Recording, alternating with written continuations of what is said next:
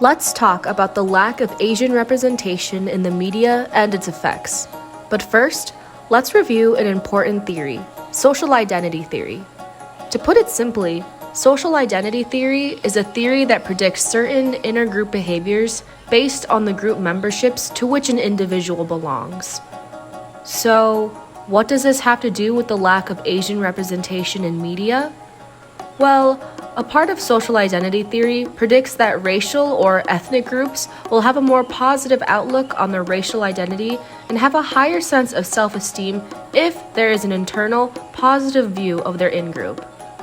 But how can the Asian American community hold a positive view of their in-group if this is what's happening in media?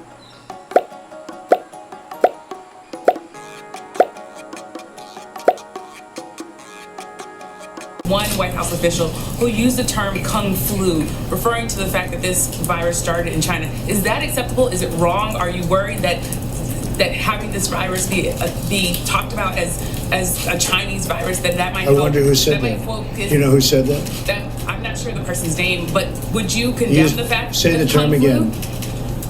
A person at the White House used the term Kung Flu. My question is, do you think that's wrong, Kung Flu? And do you think using the term Chinese virus, that puts Asian Americans at risk, that people might target them?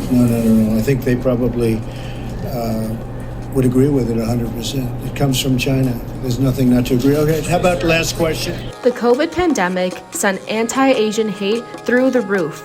News and social media has increased its stigmatizing language against Asian Americans and has captured the idea of Asian Americans as less American or the perpetual foreigner.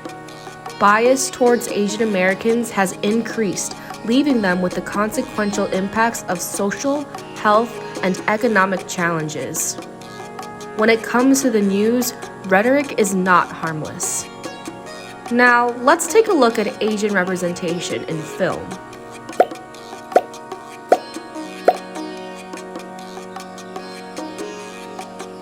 There really is a general absence of Asian representation in film, and when there is representation, it often perpetuates harmful stereotypes.